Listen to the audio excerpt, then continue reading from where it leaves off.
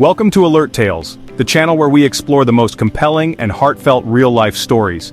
If you're drawn to narratives that stir emotions, spark discussion, and bring us closer together, you're in the perfect spot.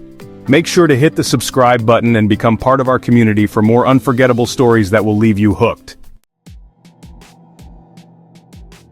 I saw an Escort and it was one of the best decisions I've ever made.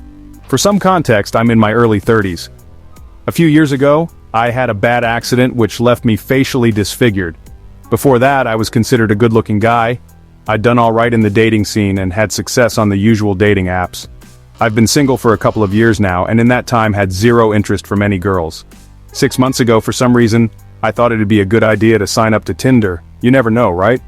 Well, it went about as well as you can probably imagine. It's brutal as a guy anyway, but this was something else.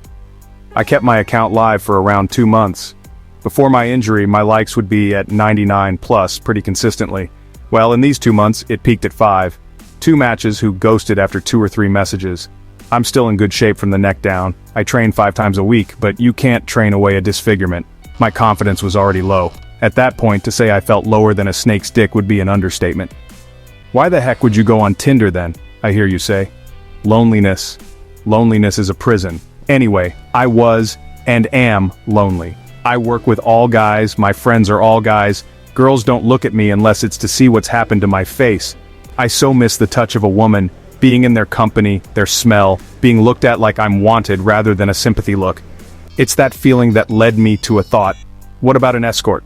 It's legal in my country, so there wasn't any concern on that front. I went to one of the well-known sites and had a look through, cross-referencing escorts with feedback, and found a lady fairly close who I thought was gorgeous. I messaged and explained about my disfigurement. She was great and said it's no problem at all, so I got booked in. The day comes and holy crap, I'm nervous. What if she can't bring herself to see me and sends me away? What if I'm so nervous I can't perform? I walked in and Jesus Christ, she's stunning. Nervousness intensifies. Well, I needn't have worried because she was incredible, the loveliest girl. Man, how I missed being touched and kissed, being looked at like I'm attractive, talking to a girl in that flirtatious banter way. Did the deed and then just lay there for a while with her head on my chest talking about life. It was the happiest I've been in years. Don't get me wrong, I'm under no illusions. I know it's all because I was paying her, but quite frankly I don't care because it's helped me massively and made me feel a way I haven't for a long time. Escorts and sex workers can get a bad rap, but I'm incredibly grateful. TLDR. I hired an escort because I can't get a girl due to a face injury and I was lonely. It went very well. I think I broke up a home. So about 1.5 years ago I hooked up with this guy. After we had sex he slipped up and mentioned his girlfriend, then quickly changed it to his friend's girlfriend, but I already took notice. I did some snooping after I got home and found out he had proposed to a woman 3 days prior to sleeping with me. I did what any good person would do, and I let her know what happened in the kindest way that I could. Horrified at the situation, but relieved I could tell her before she married him. Well, she decided to stay and they were married 6 months later. I felt sad she would probably get cheated on again, but it's none of my business. Well, this week the guy added me on Snapchat. I didn't accept, but I decided to have a peek at their Instagram on a hunch, and I was right. They split up after just 1 year of marriage. If I had to guess, he probably cheated on her again because she removed all photos of him and all of her wedding posts. The sad part is it looked like she was a mother figure to his really young child. There were lots of photos of her holding him before, but those are gone too.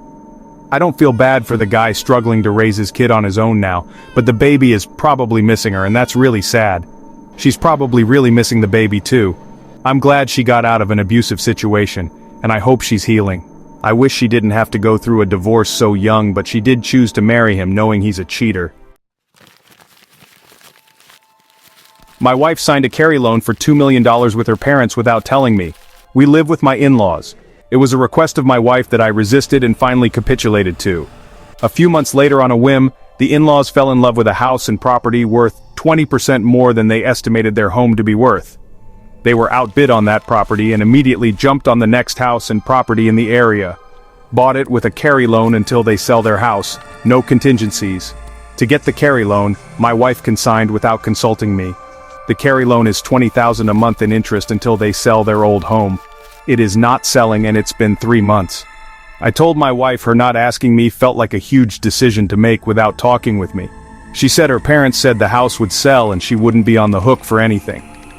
She also got pregnant in this time and told her mom before me, and at like week 2, hurt and scared about these omissions and living in an in-laws house, I am rarely able to talk about these concerns.